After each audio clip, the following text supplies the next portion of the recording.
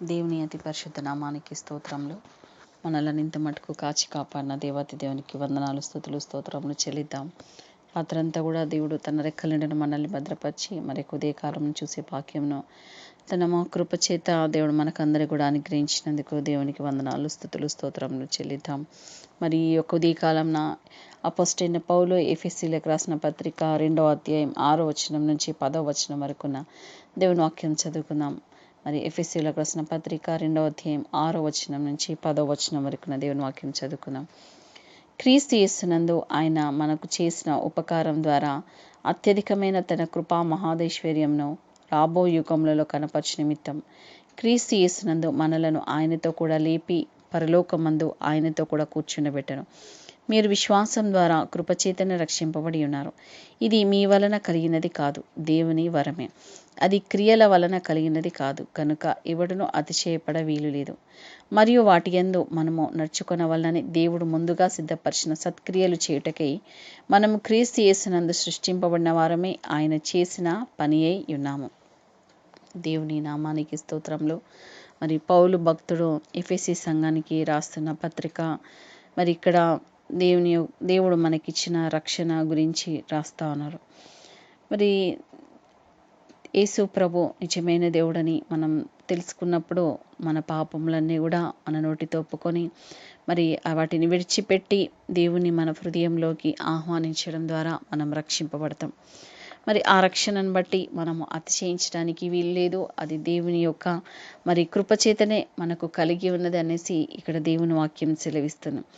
6వ వచనంలో చూసినట్టయితే క్రీస్తు యేసునందు ఆయన మనకు చేసిన ఉపకారము ద్వారా అత్యధికమైన తన కృపా మహదైశ్వర్యంను రాబో యుగములలో కనపరచు నిమిత్తం. ఈ యొక్క రక్షణ యేసయ్య ద్వారా మనకు కలిగింది. యేసు ప్రభు మరి సిలువలో మరి మన కోసం మన పాపముల నిమిత్తం, మన రోగముల నిమిత్తం, మన శాపముల నిమిత్తం వీటన్నిటిని కూడా మరి సిలువలో భరించినాడు. మరి ఎంతో గొప్ప శ్రమ, ఆ శ్రమను మనం మాటలలో వర్ణించలేం. ఇంత మటుకు ఎప్పుడు కని వినిగరి ఎరుగని శ్రమ యేసయ్య సిలువలో భరించినాడని మనము చెప్పవచ్చు. మరి ఆ గొప్ప శ్రమ భరించడం ద్వారా దేవుడు మనందరికి ఒక గొప్ప ఉపకారం చేస్తున్నాడని మనము నమ్మాలి. చాలా మటుకు మరి యేసును ప్రేమిస్తున్న వారిని హింసిస్తున్న కాలంలో మనము జీవిస్తుండగా మరి దేవుని యొక్క ఆ యొక్క సిలువ మరణము మరి వ్యర్థమైపోవడానికి వీల్లేదు. ఇంకా ఎల్లుండి అయితే మరి లెంట్ డేస్ స్టార్ట్ అవుతూ ఉంటాయి. మరి కొంతమంది సండే నుంచి ప్రారంభించుకునే వాళ్ళు ఉంటారు. ఏది ఏమైనా కూడా 40 రోజులు ఉపవాస ప్రార్థనలో స్టార్ట్ అవుతుండగా ఈ 40 రోజుల ఉపవాస ప్రార్థనలోనైనా మనము దేవుని తెలుసుకొని దేవుని బిడ్డలంగా జీవించాలి. అంతవరకు దేవుని నిలిచి ఉండే విధంగా మనము ప్రార్థన పూర్వకంగా ఉండాలి. 7వ వచనంలో చూసినట్టయితే క్రీస్తు యేసునందు మనలను ఆయనతో కూడా లేపి పరలోకమందు ఆయనతో కూడా కూర్చుండబెట్టెను. మనం ఈ పాటి వారం దేవుడు మనల్ని జ్ఞాపకం చేసుకోవడానికి దేవుడు మరి రాజు ఆయన పరలోకమందు అత్యున్నత సింహాసనం ముందు ఆసీనుడై ఉండేవాడు. మనం ఈ భూమి మీద ఉండేవారం, మట్టిలో నుండి తీయబడిన వారం, తిరిగి మట్టిలోనే కలిసిపోవలసిన వారం. మరి మన ఆత్మ అయితే దేవుని సన్నిధానానికి చేరుతుంది.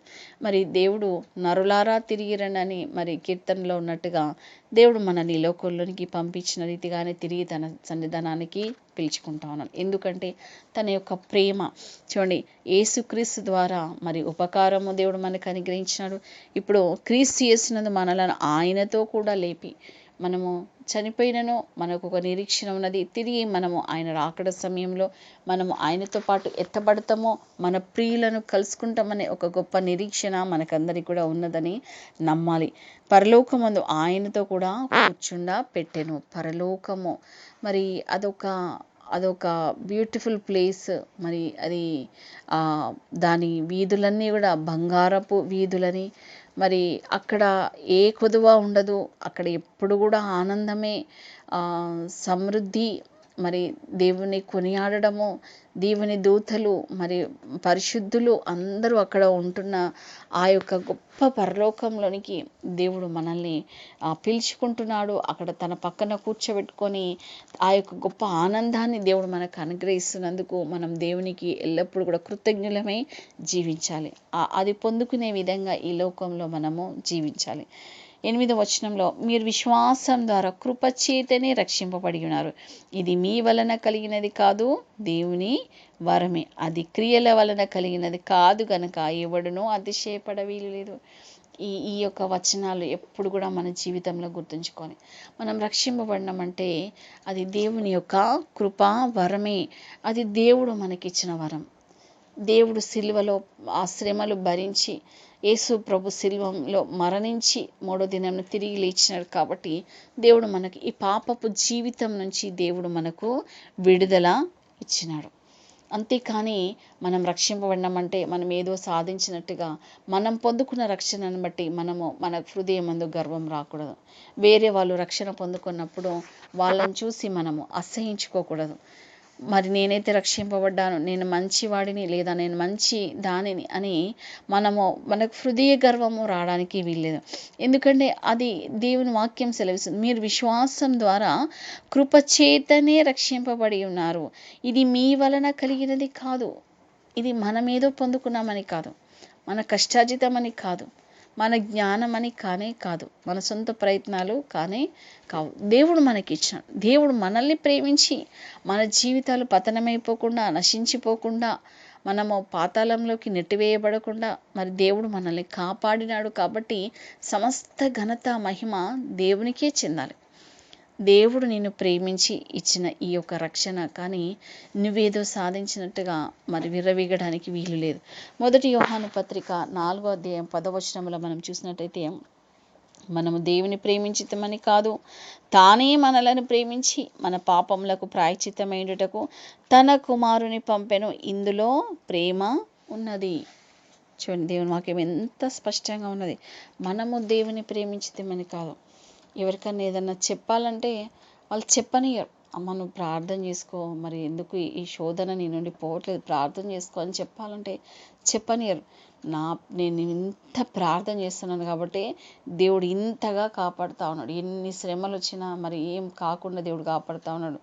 నేను పొద్దున్నే లేచి ప్రార్థన చేసుకుంటా, లేదా 3 గంటలకు లేచి ప్రార్థన చేసుకుంటా అని వాళ్ళ భక్తిని చెప్పుకుంటూనే ఉంటారు.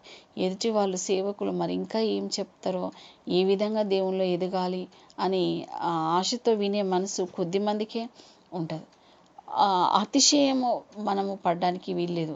నేను చాలా ప్రార్థన చేస్తాను, నేను చాలా భక్తిగా ఉంటాను, నేను రక్షింపబడ్డానని ఏ అతిశయం మనకు కలగనీయద్దు. చూడండి, మనం దేవుని ప్రేమించితే మనకు తానే మనల్ని ప్రేమించండి. నువ్వు దేవుని ప్రేమిస్తున్నావని గొప్పగా ఫీల్ అవ్వడం కాదు. దేవుడు నిన్ను ప్రేమిస్తున్నందుకు ఆ ప్రేమను బట్టి నువ్వు దేవునికి కృతజ్ఞుడవై జీవించాలి. చూడండి, దేవుడు మనల్ని జ్ఞాపకం చేసుకుంటున్నాడు అని అంటే మనం ఎంత ధన్యులం అని అనుకోవాలి. చూడండి, ఎక్కడో ఈ భూ ప్రపంచంలో మరి ఎక్కడో మూలలో ఉన్న మనల్ని దేవుని కన్నులు మనల్ని చూస్తూ ఉన్నాయి. మనం ఆపదలో ఉన్నప్పుడు దేవుడు మనల్ని కాపాడుతూ ఉన్నాడు. మనం పాపంలో ఉన్నప్పుడు కూడా దేవుడు మనల్ని కాపాడి మనకు అవకాశం ఇస్తున్నాడు అని అంటే దేవుని ప్రేమ ఎంత గొప్పదో మనము మరి అర్థం చేసుకోవాలి. దేవుని ప్రేమను మనం చులకనగా చూడకూడదు. చూడండి, తానే మనలను ప్రేమించి మన పాపములకు ప్రాయశ్చిత్తమై ఉండుటకు, మన పాపముల నుంచి విడిపింపబడ్డానికి దేవుడు ఈ లోకానికి వచ్చినాడనే విషయాన్ని మనం జ్ఞాపకం ఉంచుకోవాలి. మనుషులు దేవుని ప్రేమించడం అంటే ఇష్టం ఉండదు, కానీ పాపమును ప్రేమించడం అంటే అసలు ఏ సమయమైనా సరే మెలకువగా ఉంటారు. పాపంతో కూడిన జీవితం, పాపంతో కూడిన తలంపులు, పాపం కోసమే పరిగెత్తడం, ఈ లోకంలో ఇష్టానుసారమైన సంతోషకరమైన జీవితాన్ని అనుభవించడానికి మనుషులు ఎక్కడికైనా పరిగెత్తుతారు, ఏదైనా చేయాలనుకుంటారు. కానీ నిలబడి 2 నిమిషాలు ప్రార్థన చేసుకోమంటే మాత్రం సమయం లేదనేసి దాటి వేస్తూ ఉంటారు. మరి అట్లాంటప్పుడు దేవుడు నిన్ను ఎందుకు కాపాడాలి, ఎందుకు దీవించాలి, మరి ఎందుకు నీకు సహాయము చేయాలి? దేవుని ప్రేమ ఎరిగిన వారు కూడా, క్రైస్తవులు అనేవారు కూడా మరి ఎంతగానో దేవుని యొక్క ప్రేమను నిర్లక్ష్యం చేస్తూ దేవుని ప్రతిరోజు సిలువ వేసేవారు ఉన్నారు. మరి ఇక్కడ దేవుని ప్రేమ ఎందుకు ఈ లోకంకి వచ్చిందంటే మనల్ని పాపం నుంచి విడిపించడానికి, మన పాపములకు ప్రాయశ్చిత్తమై ఉండటకు. దేవుడు మన పాపములను భరించడానికి మరి ఈ లోకంలో మరి సిలువ మీద బలియాగమైనాడని మనము జ్ఞాపకం ఉంచుకోవాలి. మన పాపంను ఎవరైనా నేను చేశాను ఈ తప్పు, మరి నేను ఈ తప్పును ఒప్పుకోలేను, నాకు బదులుగా నువ్వు ఒప్పుకో అని నువ్వెవరికైనా ఆ తప్పు నువ్వు వేరే వాళ్ళ మీద వేస్తే వాళ్ళు ఒప్పుకుంటారా? అస్సలు ఒప్పుకోరు. నీ పిల్లలు ఒప్పుకుంటారా? ఒప్పుకోరు. నీ భార్య కానీ, లేదా నీ భర్త కానీ, లేదా నీ తల్లి తండ్రి ఎవరైనా ఒప్పుకుంటారా? చాలా అరుదు. నేనెందుకు ఒప్పుకోవాలి, నేనెందుకు ఈ కష్టం భరించాలి, నేనెందుకు ఈ నింద భరించాలి అని తప్పించుకునే వాళ్ళే ఉంటారు, ఎదిరించే వాళ్ళు ఉంటారు, త్రోసిపుచ్చే వాళ్ళే ఉంటారు, అవమానించే వాళ్ళే ఉంటారు, నిన్ను ఇంకా పోలీసులకు పట్టించే వాళ్ళే ఉంటారు. కానీ మరి నీకు బదులుగా శిక్ష భరించే వాళ్ళు చాలా తక్కువగా ఉంటారు. కానీ యేసు ప్రభువు మరి ఆ సిలువలో పడిన శ్రమ ఎంతో గొప్పది. మరి ఆ శ్రమ మరి ఎందుకంటే మనల్ని మన యొక్క పాపంను ప్రాయశ్చిత్తం చేయడానికి. కాబట్టి ఒకవేళ ఈ వాక్యము వింటున్న బిడ్డలు మరి అయ్యో నేను పాపంలో ఉన్నాను, మరి నేను ఈ పాపం ఎవరికి చెప్పుకోలేకపోతున్నాను, నా పాపం నాకు ఇక ప్రాయశ్చిత్తం లేదు, అంత భయంకరమైన పాపిని, నా వలన ఎంతోమంది నష్టపోయినారు, నా వలన ఎంతోమంది జీవితాలు పతనమైపోయినాయి, నేను ఎంతగానో తప్పులు చేశాను, నా తల్లిదండ్రులను కావచ్చు, నా కుటుంబీకులను నేను ఎంతగానో మోసం చేశాను అని అనుకుంటూ మరి బాధపడుతుంటే మరి ఒకవేళ సాతాను నిన్ను ఆత్మహత్య వైపు నడిపిస్తుంది. మరి నువ్వు అలాంటి వాటికి లొంగిపోకుండా యేసయ్య ఉన్నాడు, యేసయ్య నీ పాపం నాకు ప్రాయశ్చిత్తమైనాడని నువ్వు తెలుసుకొని యేసయ్య దగ్గరికి వచ్చి ప్రభువా నా పాపములు క్షమించు అని ప్రార్థించినప్పుడు తప్పకుండా నువ్వు ఎంత భయంకరమైన పాపివైనా సరే ఆ పాపములన్నీ కూడా యేసు రక్తంలో దేవుడు తుడిచివేస్తాడు అనే విషయాన్ని దేవుడు ఈరోజు జ్ఞాపకం చేస్తున్నాను. తిరిగి నీకు ఒక నూతనమైన జీవితంను దేవుడు అనుగ్రహిస్తాడనేసి దేవుడు జ్ఞాపకం చేస్తాను. చూడండి, మన పాపములకు ప్రాయశ్చిత్తమైనటకు తన కుమారుని పంపెను, ఇందులో ప్రేమ ఉన్నది. యేసు ప్రభు మరి తండ్రి యొక్క ఏకైక కుమారుని ఈ లోకంలోనికి పంపించడానికి గల కారణం నిన్ను నన్ను రక్షించడానికి, ఈ లోకపు పాపంలో నుండి విడిపించి మనల్ని నిత్య రాజ్యంలో చేర్చుకోవడానికి యేసయ్య ఈ లోకంలోనికి వచ్చినాడనే విషయాన్ని మనం అందరం కూడా ఎప్పుడు జ్ఞాపకం ఉంచుకోవాలి. మరి ఎఫెసీయులకు రాసిన పత్రిక 2వ అధ్యాయం 10వ వచనంలో చూసినట్టయితే 9వ వచనంలో అది క్రియల వలన కలిగినది కాదు కనుక ఎవడునూ అతిశయపడ వీలులేదు. మనం పొందుకున్న రక్షణను బట్టి అతిశయపడడానికి వీలు లేదు అని దేవుని వాక్యం సెలవిస్తుంది. చూడండి, మనం రక్షణ పొందుకున్నామంటే దేవుని యొక్క సుగుణాలను మనం పొందుకొని జీవించాలి. ఏ హృదయ గర్వం మనలో ఉండడానికి వీలేదు. మనం మాట్లాడే మాట కావచ్చు, తలంచే తలంపు కావచ్చు, చూసే చూపు కావచ్చు, నడిచే నడత కావచ్చు, మరి చేసే సహాయం కావచ్చు, చేసే పనులు కావచ్చు, అన్నీ కూడా క్రీస్తుకు మాదిరి వలె మనము జీవించాలి. నేను కేవలం యేసు ప్రభువును ప్రేమిస్తాను, మనుషులను ప్రేమించను అంటే అది కరెక్ట్ రక్షణ కానే కాదు. నువ్వు మనుషులను ప్రేమించాలి, మరి శత్రువులను ప్రేమించాలి, అందరినీ నీ కుటుంబీకులను కావచ్చు, రక్త సంబంధికులను కావచ్చు, మరి తోబుట్టువులను కావచ్చు, అందరినీ కూడా ప్రేమించాలి. దేవుని కంటే ఎక్కువగా ప్రేమించకూడదు. దేవుని తర్వాత మరి దేవుని ప్రేమ చూపాలి. దేవుని ప్రేమ చూపినప్పుడే ఆ రక్షణకు ఒక అర్థం అనేది ఉండదు. మరి నువ్వు రక్షణ పొందుకున్నావని ద్వేషిస్తే మరి నీలో దేవుణ్ణి ఎవరు కూడా చూడలేరు. చూడండి 10వ వచనంలో మరియు వాటి యందు మనం నడుచుకున్న వాళ్ళని దేవుడు ముందుగా సిద్ధపరిచిన సత్క్రియలు చేయుటకై మనం క్రీస్తు యేసునందు సృష్టింపబడిన వారమై ఆయన చేసిన పని అయి ఉన్నాము. మనమందరం కూడా దేవుని చేతిలో పదార్థముల వంటి వారం. ఆయనకు తెలుసు మనల్ని ఎలా రూపుదిద్దాలి, మనల్ని ఎలా మలచాలి, మనల్ని ఎక్కడ నిలబెట్టాలి, మరి ఎక్కడ శిక్షించాలి, అన్నీ కూడా దేవునికి తెలుసు. మనం ఎలా నడుచుకోవాలో, దేవునిలో ఎలా స్థిరపరచబడాలో అన్నీ కూడా దేవునికి తెలుసు. మనం దేవుని చేతిలోకి వెళ్ళిపోవాలంతే. దేవా నీ చిత్తం అనుకుంటూ దేవునిలో ముందుకు సాగిపోవాలి. మనకు సహాయం కావాల్సి వచ్చినప్పుడు దేవా నాకు సహాయం చేయనుకోవాలి. కష్టం వచ్చినప్పుడు దేవా ఈ కష్టం నుంచి విడిపించు అని దేవునికి ప్రార్థన చేయాలి. మరి ఒకవేళ సహాయం రాకపోయినా దేవాని చిత్తం అనుకుంటూ దేవునిలో ముందుకు సాగిపోయే బిడ్డలంగా మనము ఉండాలి. ఎందుకంటే ఆయన చేతిలో ఆయన చేసిన మనము పని అయి ఉన్నాము. దేవుడు మనల్ని సృష్టించినాడు. చూడండి, దేవుడే మనల్ని ఈ లోకానికి పంపించినాడు కాబట్టి దేవుడు చూసుకుంటాడు. నీ బాధ్యత అంతా కూడా దేవుడు చూసుకుంటాడు. నీకున్న బాధలను బట్టి, నీకున్న కష్టాలను బట్టి ప్రతి క్షణం ఆలోచించుకుంటూ నీ హృదయాన్ని పాడు చేసుకోకు, నీ తలంపులను పాడు చేసుకోకు. మరి నీ తలంపులు నీకు కోపంతో నిండుకొని ఉన్నప్పుడు ఇంట్లో అసమాధానం నిండుకొని ఉంటుంది. కాబట్టి మరి ప్రతి దాని విషయంలో దేవుని మీద ఆనుకొని దేవుడు సహాయం చేస్తాడు. నా దేవుడు గొప్పవాడు, నేను పొందుకున్న రక్షణ గొప్పది, దేవుడు నాకు సహాయకుడు అనేసి దేవుని నామాన్ని మహిమపరిచినప్పుడు దేవుడే నీకు ధైర్యం అనుగ్రహించి, దేవుని యొక్క కాపుదల నీకు ఎల్లవేళలా ఉండి, మరి దేవుని యొక్క సహాయము నీకు తోడుండి దేవుని నడిపిస్తాడు. దేవుడి పరిశుద్ధ వాక్యంను దీవించును కాక. ఆమేన్. చిన్న ప్రార్థన చేసుకుందాం. పరిశుద్ధుడా గొప్ప దేవా నాయన, నీకు వందనాలు, స్తుతులు, స్తోత్రం తండ్రి. విత్తబడిన వాక్యంకే నీకు వందనాలు ప్రభా. అవును ప్రభా, మేము దేన్ని బట్టి కూడా అతిశయించడానికి వీల్లేదు ప్రభా.